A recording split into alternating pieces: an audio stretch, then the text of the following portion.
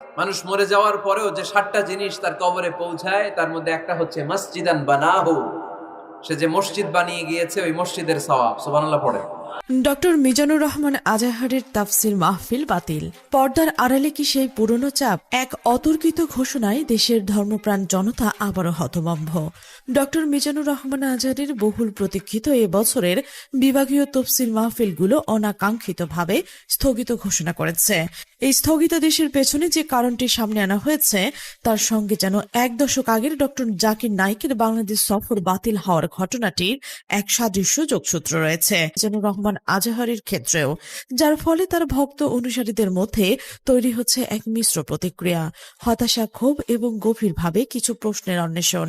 এই ঘোষণা শুধু একটি মাহফিল বাতিল নয়, বরং দেশের বর্তমান রাজনৈতিক ও সামাজিক প্রেক্ষাপটের এক প্রতিচ্ছবি হয়ে দাঁড়িয়েছে, যেখানে ধর্মের মঞ্চ যেন রাজনীতির অদৃশ্য থাবায় প্রভাবিত হচ্ছে। ডক্টর মিজানুর রহমান আজাহারি এবং তার অফিসিয়াল ঘোষণার এই স্থগিতাদেশ কারণ ব্যাখ্যা করেছেন। তিনি জানিয়েছেন, উন্মুক্ত মাঠে অনুষ্ঠিতব্য এই বছরের বিভাগীয় সকল তফসির মাহফিল স্থগিত ঘোষণা করা হয়েছে। এই সিদ্ধান্তের পেছনের কারণ হিসেবে তিনি গত বছরের সফল আয়োজনগুলোর দিকে ইঙ্গিত করছেন।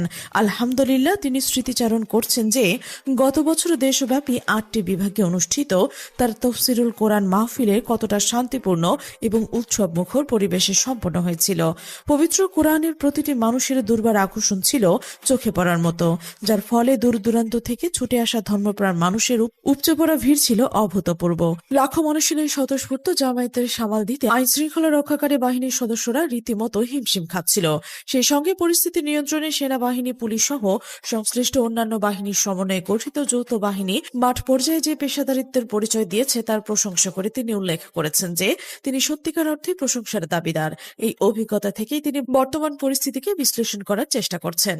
কিন্তু এবার পরিস্থিতি ভিন্ন। আজাহারি তার ঘোষণায় উল্লেখ করেছেন যে বর্তমানে সারা দেশে নির্বাচন কেন্দ্রিক একটি প্রবল আমেজ তৈরি হয়েছে। অন্তর্বর্তীকালীন সরকারের ভাষ্য মতে আগামী ফেব্রুয়ারিতে জাতীয় নির্বাচন অনুষ্ঠিত হওয়ার কথা। সেই নির্বাচনকে তিনি জাতীয় জীবনের জন্য অত্যন্ত গুরুত্বপূর্ণ একটি বিষয় হিসেবে আখ্যায়িত করছেন। ইতিমধ্যে দেশের প্রায় সকল রাজনৈতিক দল তার সভা ও সমাবেশ প্রচার কর্মসূচি অত্যন্ত জোরে সোরে শুরু করে দিয়েছে। ডিসেম্বর এবং জানুয়ারি মাস জুড়ে তাদের মহাসমাবেশগুলো অনুষ্ঠিত হতে যাচ্ছে, যা দেশের রাজনৈতিক আবহাওয়াকে আরো উত্তপ্ত করে তুলেছে। জনপ্রিয়তা নিশ্চিত করার স্বার্থে এসব মহাসমাবেশগুলোকে আইন শৃঙ্খলা রক্ষাকারী বাহিনীর সদস্যরা ব্যাপক হারে মোতায়েন করতে হবে। এটা এক অবিসম্ভাবী বাস্তবতা।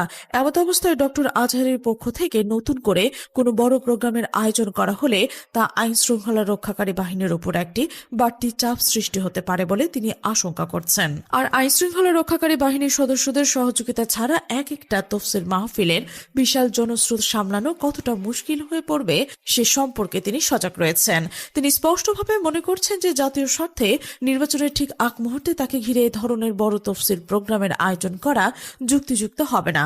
তাই সার্বিক পরিস্থিতি বিবেচনায় উন্মুক্ত মাঠে অনুষ্ঠিতব্য তার এ বছরের বিভাগীয় সফল তফসির মাহফিল স্থগিত রাখার সিদ্ধান্ত নিয়েছেন বলে জানান। এই কারণে বাহ্যিকভাবে যৌক্তিক মনে হলেও এর পেছনের গল্পটি আর একটু জটিল এবং গভীর। মিজানুর রহমান আজহারি এই ধরনের অস্পষ্ট বার্তা প্রদানের ইতিহাস নতুন নয়। এর আগেও 2020 সালে তিনি দেশ ছেড়ে চলে গিয়েছিলেন অস্পষ্ট এক বার্তা দিয়ে।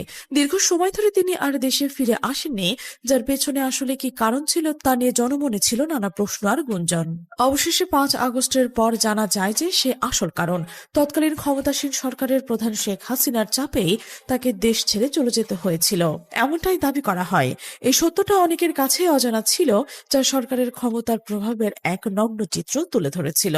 শেখ হাসিনা ক্ষমতাচ্যুত হওয়ার পর গত বছর মিজানুর রহমান আজাহারি আবারও দেশে ফিরে আসেন এবং দেশব্যাপী 8টি বিভাগে 8টি সফল মাহফিল করেন।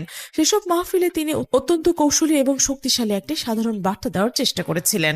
আর সেই কমন বার্তাটি ছিল, এক দল খেয়েছে আর এক দল খাওয়ার জন্য বসে আছে। প্রিয় ভাইয়ের, আমি বলেছিলাম যে এক দল খেয়ে গিয়েছে আর এক দল খাওয়ার জন্য রেডি হয়ে আছে। তো এখানে কি আমি কোনো দলের নাম বলেছি? বাংলাদেশে 48টা প্রায় নিবন্ধিত রাজনৈতিক দল, কোনো দলের নাম আমি বলিনি। কথাটাকে আমি জেনারেল রেখেছি। দায়ীদের বৈশিষ্ট্যই এটা, দায়ীরা জেনারেলি কথা বলে, যার যেই মেসেজ নেয়ার তারা সেখান থেকে নিয়ে নেয়।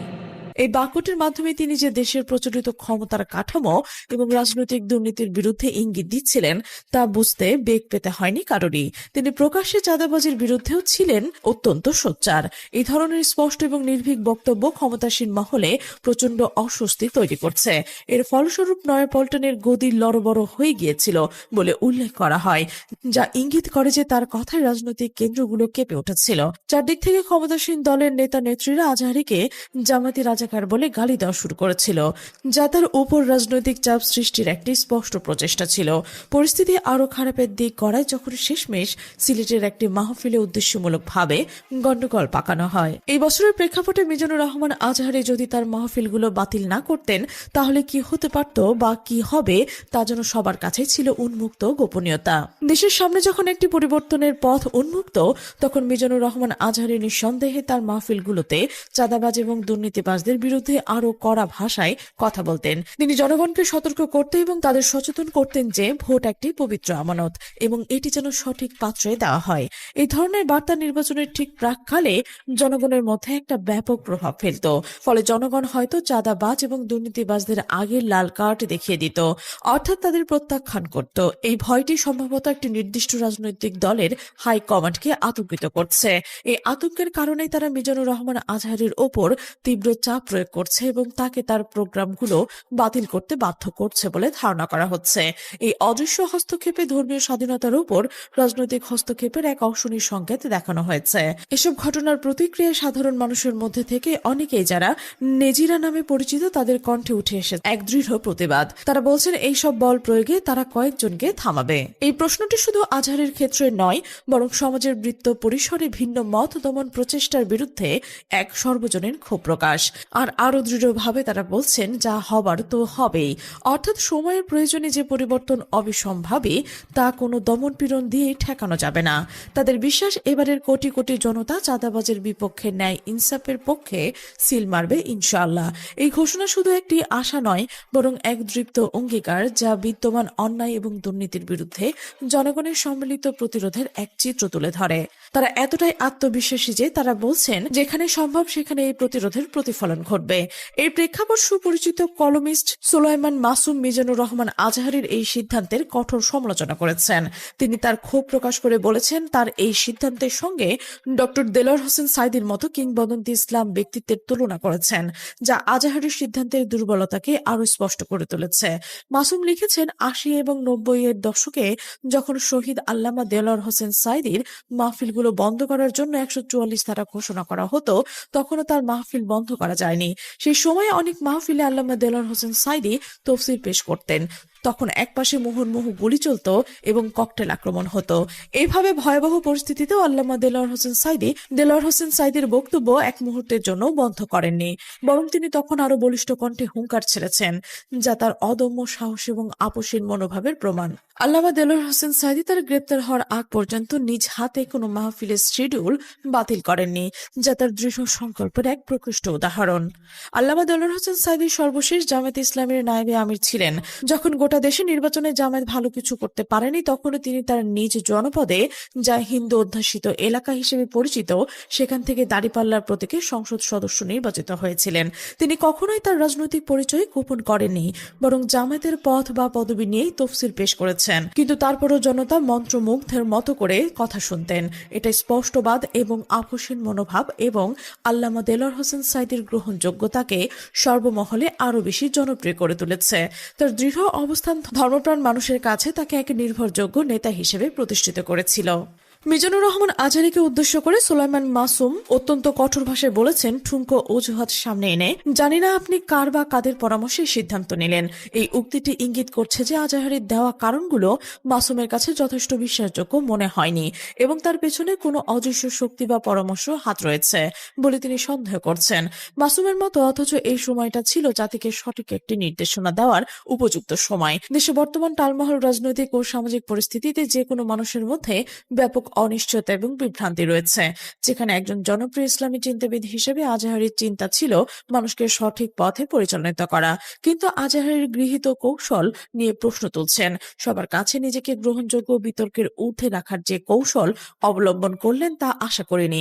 মাসুমের মতে তিনি মুহূর্তে নিরপেক্ষ থাকার চেষ্টা করাটা, মাসুমের এই কথাগুলো থেকে বোঝা যায় তিনি আজহারীর কাছ থেকে একটি বিপ্লবী এবং রাজনৈতিক সক্রিয় ভূমিকা আশা করছিলেন, যা তিনি পাননি। আরো তিনি প্রশ্ন তুলছেন যে জানি না কে বা কারা আপনাকে এই ক্ষেত্রে প্রভাবিত করলো। এই বাক্যটি আরো একটি অদৃশ্য প্রভাবের দিকে ইঙ্গিত করছে, যা আজহারীকে একটি সিদ্ধান্ত নিতে বাধ্য করছে। পরিশেষে তিনি আবেগপ্রবণ হয়ে আজহারীকে আহ্বান জানিয়েছেন, শহীদ আল্লামা দেলোয়ার হোসেন সাঈদীর মতো ইসলামী রাষ্ট্র প্রতিষ্ঠার আন্দোলনে বিপ্লবী ও আপোষহীন হতে শিখুন ভাই আমার। এই আহ্বানটি কেবল একটি উপদেশ নয়, বরং এটি একটি আদর্শিক মানদণ্ড তুলে ধরেছেন, যার তুলনায় আজহারীর সিদ্ধান্ত দুর্বল মনে হচ্ছে মাসুদের কাছে। মাসুদের চূড়ান্ত রায় সিদ্ধান্তটি সঠিক হয়নি।